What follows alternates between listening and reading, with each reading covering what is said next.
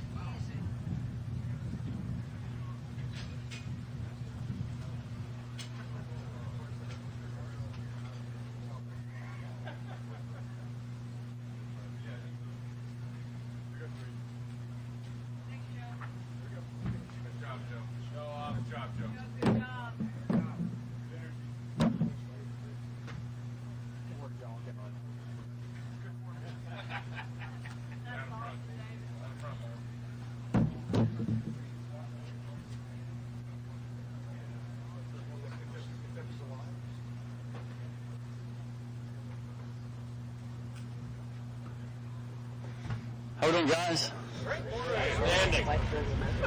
Keep the energy up now. It's only day 3. How we doing, guys? What's going on? Update on Anthony Spencer? No real update. We anticipate him having a surgery here in the next few days to take care of a real serious injury to his knee. But we anticipate that happening here.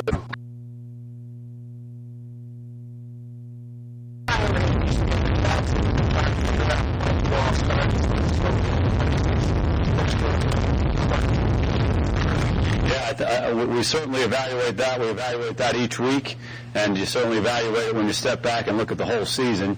If you remember, a couple of years ago, we tended to start a lot faster and didn't play quite as well in the second half as we wanted to. So we kind of flipped it around. I certainly was proud of the relentless spirit that we had as a football team to be in so many of the games at the end of the game when we were behind. But in so many different ways, it comes down to execution. You hear me say this a lot, and execution certainly starts with the coaching staff, and then it trickles down to the players. And I don't know that you can pinpoint one thing. I certainly don't think it was because we weren't emotionally ready.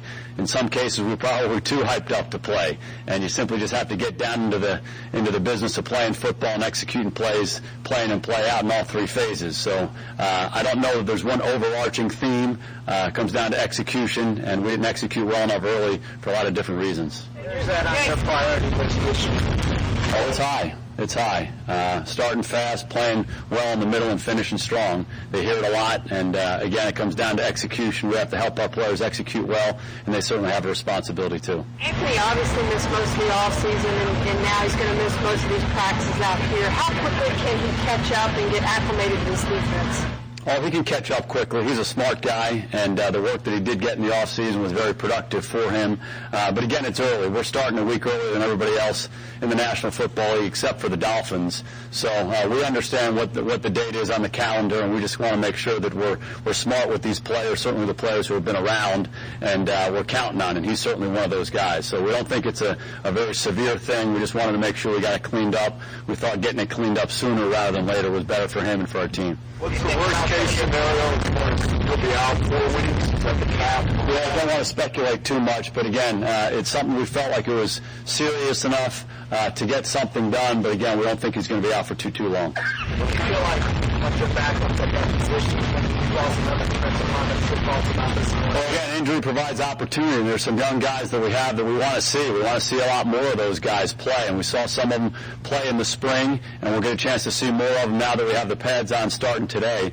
And really, it's just an opportunity for them to show us what they can do. And if they do that, they earn more of our trust, and we give them more opportunities. And you know the names, the guys have been mixing in there. And when you have a couple different injuries on the defensive line and you play this scheme, you start talking about position flex. That's one of the real concerns with Tyrone Crawford. He was a guy that was really developing in so many different ways, but we also felt like he could play both inside and outside. He's that kind of athlete, and seemed to be picking up that quickly. So we'll see if some of the other guys are capable of doing that, and we'll keep evaluating the position as a whole. When DeMarcus hasn't practiced like yesterday, and you've seen him for years do things like that, does it still,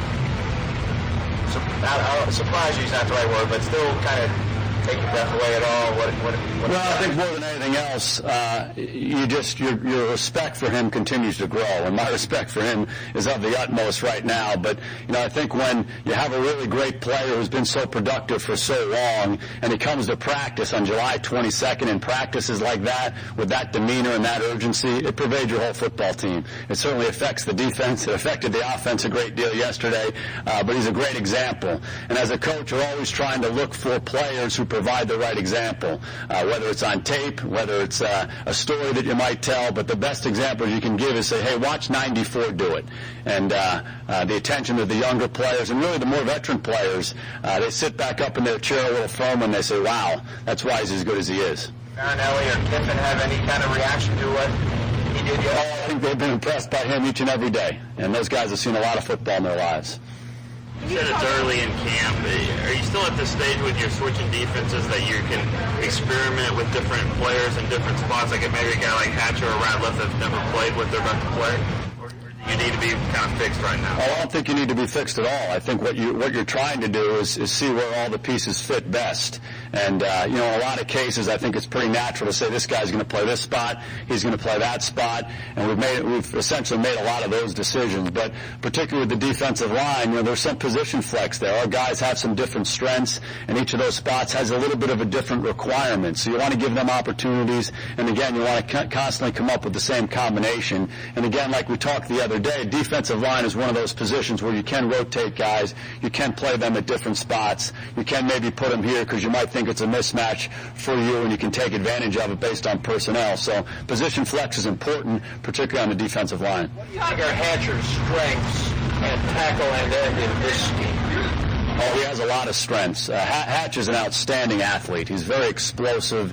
He's strong. He's quick. And one of the questions we had for Hatch, or with Hatch, playing this scheme is he too tall? Is he too tall to play the under tackle, the 3 technique? And, one of the things he's shown us over the course of the off season and the first couple of days of training camp is he is a tall guy. He's a long guy. That's a real advantage when you're playing on the offense and defensive lines, but he can bend. He can bend his knees. He plays low, and that's a real asset. So it gives him flexibility really to play all across the line of scrimmage. He can play the nose. He can play the 3 or the under tackle. He can play this end. He really can play that end as well. He has that kind of explosiveness and that much versatility. Talk about the leadership line the other day. Jason Witt is one of those guys. He's longer than one of those guys. Is that something that just comes naturally to him? Oh, I think if you got guys on the playground when they were 6 or 7 years old, I think some people have a personality that other people are drawn to. And I bet if I went back to Witten of his youth, he would be that guy on that playground, organizing the game, people looking to him, in the classroom, people looking to him. I just think he has that way about him. He's a guy that people are drawn to in general, and then you add the fact that he's such a good football player and he has so much credibility. He's an 8-time Pro Bowler, and maybe more than that for me, his credibility stems from watching him do his job each and every day, in a meeting room, on a practice field, whatever it is. The attention that he has to the details of his game and making himself the best player he can be, it's remarkable. As good as any player I've been around. So that personality and then the way he does it, he's an easy guy to follow. Played a long time. Do you see him still getting better by the year? Well, I was most impressed with Witt last year. I've told people before, at some point he's going to be introduced to recognize the greatness of his career, and the story I would tell is the story about the New York Football Giant game last year to open our season. And he lacerated his spleen, as you guys know, and he was bound and determined to play in that game. And what he did in that game was remarkable. What he did after that game, to me, was even more remarkable. He wasn't himself at all in the early part of the season, for obvious reasons. He came back, he hadn't practiced in really 4 or 5 weeks, and to play in an NFL football game, that's hard to do, regardless of how many games you played in prior to that. But he just was remarkable to watch, understanding that he knew he wasn't at his best, but just watching him fight through the whole thing, and then for him to go on and maybe have the best year he's ever had of his career, the most productive in terms of receptions, just the kind of player he was for us. It was really amazing. Has a lot to do with his ability, more to do with the kind of person he is. Where do you think Kyle Wilbur needs to improve the most from his rookie year, and why do you think that he can make that transition to... Well, we drafted Kyle Wilbur to play outside linebacker in a 3-4 defense. And when we talked about the transition to a 4-3, we really looked at all of our players and said, what are they going to play? Can they fit into this defense? And with the exception of a couple guys, we felt like we could make that transition. Now, he's a younger guy. We drafted him to be a rush end in a 3-4. Can he make that transition to put his hand on the ground as a true defensive end in this scheme? We're finding out. One of the things we like about him is he works very hard at it. He cares a lot about the game, and if you have some ability, typically you can grow and improve. It's great for him to be behind Ware and Spencer and some of the other guys we have and be in that room and see how they work, and obviously be coached by Rod Marinelli and Leon Lett. If he soaks it all in and just goes out there and keeps trying to get himself better each and every day, we think he can grow into that position. Where are the areas that Brian has made the biggest improvements since the season? missed the last part of December last year? I think the biggest thing with Dez has to do with the thing that a lot of rookies have to do is they just have to be more consistent people, and then typically when they're more consistent people, they're more consistent players.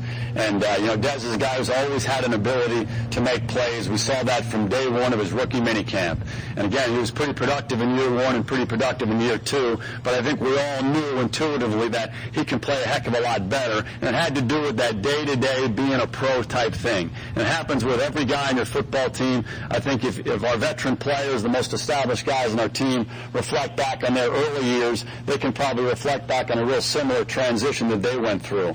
And so we're real proud of Dez, the approach that he's taken, his consistency in meetings, walkthroughs on the practice field has a lot to do with the maturity he's made as a person, and it reflects in his play. And when you're doing those things and doing things the right way, there's no way you can't gain confidence. When a guy like that has confidence to add to his ability, he really becomes a heck of a player. Would you say that he's reached that level of consistency that you want? Oh, I think it's a work in progress. It's a work in progress for everybody on our football team, coaching staff included. And you're always trying to get better in those areas. You never have that one down pat. How is he evolved as a route runner? She's gotten better, more consistent, depths, angles, all of those things that a quarterback wants to see. You got to be where you're supposed to be when you're supposed to be there. It's an old adage in football. Quarterback has to be able to have confidence to get back, 7-step hitch, and throw it halfway in the air before he even turns. And when you get to that point, you start being a good pass offense. You don't want to be a guy, hey, he's supposed to run it at 17, but it's at 12. You can't play consistently well on offense when you're doing those things. And Dez, as he's matured as a person, as he's matured as a player, I think that's probably the biggest reflection for us when we evaluate him, just the consistency where he's supposed to be and when he's supposed to be there. He had stretches still last year where he would disappear in a game for almost as much as a half. Is that his fault, or is that just circumstance with everything going on in the game? Well, when you break the huddle, Dez Bryant's one of those guys the defense is looking for. And when you become that kind of a player, defensive coordinators try to take you out of the game. And that's something that when you get to that status as a player, you have to understand that that's your reality, and somehow, some way, you still got to make it work. You got to be productive. And as a coaching staff, we always try to put a player like that in a position. And one of the things that we believe in our pass offense is they take him away, we'll throw it to this guy. Oh, we'll throw it to that guy. We'll hand it to this guy. You got to be able to attack him a lot of different ways, as well as trying to put your guys in the most favorable positions. But he's got to get used to that. The great players have to get used to getting attention from the other team. Defensive coordinators in this league are good. They understand what the strengths of teams are, and they're going to try to take them away from you. How much respect did he gain playing with the Patriots last year? Oh, I think immense respect. Mental and physical toughness, I think, is the thing that garners you the most respect in this league from your teammates and from your coaches and from your peers. And playing through injury is one of those things. It's a real easy example. And Dez was pretty amazing. If you remember, he hurt his pinky in the Cincinnati game. He scored a touchdown late in that game to help us win that game with the broken pinky. And I told you guys the story last year. He came into my office really emotionally, almost breaking down when he heard that we might have to put him on IR. He said, there's no way I'm doing that. I'm playing. And sure enough, he figured out how to get a splint on his finger to play, and he played well down the stretch, as well as he had played throughout the whole rest of the year. Really going to put him on IR? Serious consideration. A player like that in his career, he's a receiver, it's a hand injury, all those conversations. We had all those conversations after that Cincinnati game, and it was a real honest consideration. How do you weigh, as a coordinator and as an offensive guy with you and Bill now, how do you weigh trying to get the ball to the players and get your best players to Marco, and then not making sure that they get stagnant while you're putting it in other people? You see what I'm saying? Oh, I think it's a balance, like we said. Dez Bryant's a playmaker for us. Witten's a playmaker for us. Miles Austin's a playmaker for us. DeMarco Murray, certainly you want to put your quarterback, Romo, in a position where he can make plays. So you're always evaluating those things. But if you become a one-trick pony on offense, you ain't real good. And if you're only throwing it to one guy, it's easy for teams to take it away. So you got to be able to do a lot of different things. I think Dez caught 93 last year. Witt caught 110. Miles, had an injury-plagued year that he fought through. I think he caught almost 70 balls. So, it's just part of what we believe in as an offensive football team. And you're right. You asked the right question. What's the balance? Well, we try to strike that each and every week.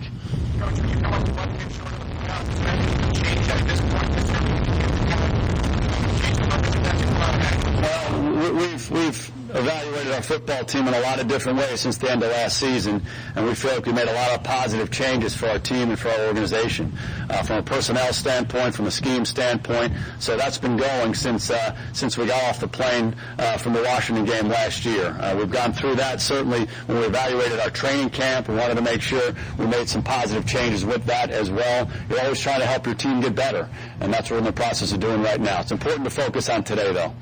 How much about the shortfalls in the running game related to the running backs' inability to read the blocks well?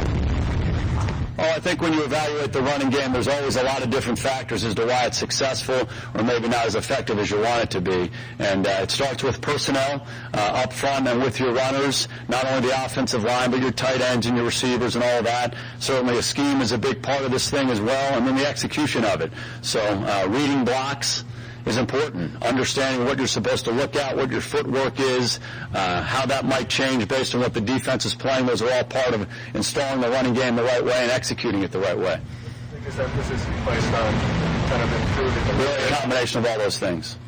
Jason, do you think a physical runner like DeMarco, is the rule change with the lowering the helmet going to affect him at all? And as coaches, are you guys talking to your backs about that once you start hitting? Well, it's certainly been a hot topic in the NFL, and one that if you've been around football for a long time, you'll understand maybe the challenges that a back has. Instinctively, they like to play lower coming on contact. But, since you were in Pop Warner 6, 7, 8 years old, we've always been taught not to lead with your head, not to spear anybody, whether you're an offensive player or a defensive player, and for obvious reasons. The opportunity to hurt yourself, either your head or neck, certainly increase if you're doing that, and that applies to the runner as well. So we're going to encourage our guys to play low like they need to play low, but instinctively maybe use their shoulders more than leading with their head. I don't think it's going to be a huge issue for our guys. We'll be curious to see how those penalties are officiated, though.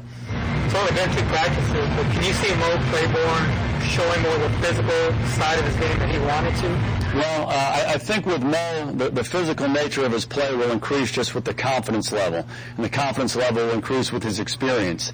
Some guys play a certain way, and they're playing okay. They're playing to their ability, but then there's the next level and the next level and the next level. I think a lot of that has to do with just your confidence. We use an expression, know and know you know. Oftentimes young players know what to do, but really deep down, they don't know that they know it. And it's kind of a funny little expression, but our players know it inside and out, and I think intuitively, if you've played this game, you understand what I'm talking about there. There's that next level of confidence, and typically if you play that way, you do play more physically, you do play more aggressively, and hopefully he's in that process of getting there. When the pads come on, do you deliver a message to the team to say, don't go crazy here early on? Do you have to do that, or are these guys used to it by now? Well, you're always talking to your team about how to practice and keeping guys off the ground, showing them examples of what is a good illustration of practicing well and a good illustration of not really practicing well. And we create competitive situations. Everything we do out here is competitive. 1-on-1, 7-on-7, inside run, team, all of those things are competitive situations. We want competition. That's good for everybody. But at the same time, you have to understand that these guys are your teammates. Stay off the ground, practice the right way, have a healthy respect for each other. Jason, I'm just curious, you've got a bunch of new coaches on your staff. Is there a developing chemistry amongst coaches that's necessary to get to where you want to get? Or when you have so many guys that have been doing it so long like you do, that's not I think anytime you're talking about a team, you need to talk about chemistry, how it all fits together, how it all feels, and certainly it starts with the kind of guys you bring in. Change is something that's inevitable in life. It's certainly inevitable in this league. Coaching staffs change, rosters change, and the teams that embrace the change the best are the ones that typically are successful. And chemistry is a big part of that. So you got to figure out the right kind of guys before they come through the door. And I think chemistry follows pretty quickly. Do you value the same things? Do you want to coach the same kind of way? Do you think relating with the players in a certain way, is that similar? Or are you guys kind of on different ends of the spectrum? All those things happen before you even begin the discussions. But then certainly you come together, you have to spend time together. This is how we're doing it. This is why we want to do it that way. You get comfortable with it. You go through the routines. You know, we talk a lot about practice coaching. Monty Kiffin had his staff out on the field a lot in the off season by themselves, simulating, hey, I'm the tight end, I'm the running back, I'm the quarterback, what's the call here, what's the adjustment here? You need to spend time together. You need to do it on the field, in the meeting room, and certainly when you get in front of your players, those are great experiences to continue to grow. It's a bit more difficult to evaluate players, particularly young players, with contact sessions. Yeah, we talked about that yesterday. You know, the essence of that question, I believe, has to do with the rules that changed a couple of years ago. But the rules are the rules. The rules apply to the Cowboys and 31 other teams. So you just have to do your best. We have ample opportunity in the spring. We had 12 off-season practices. You get a great feel for what your players are all about then. We got a good feel for them the first couple days in practice. We will find out more this afternoon. And then this year we have 5 preseason games. We'll have plenty of chances to see these guys play football.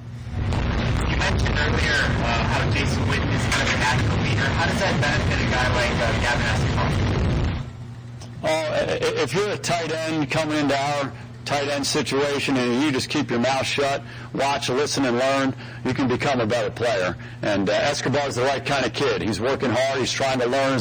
And to have Witt be the example for him, I think it really, really will be beneficial for him throughout his career. He'll look back on it as a real blessing. And it's just important, and we talk about it a lot. Every rep is your rep. If Jason Witten's getting a rep and Escobar's standing behind me, behind the offensive drill, he has to break the huddle as if he's Jason Witten. And if guys do that and do that on a consistent basis, they really can grow, and they'll be better when they get their actual reps. Having Witt as the example is a really good thing for that young man, though. Thanks, guys. Okay. Have a great day.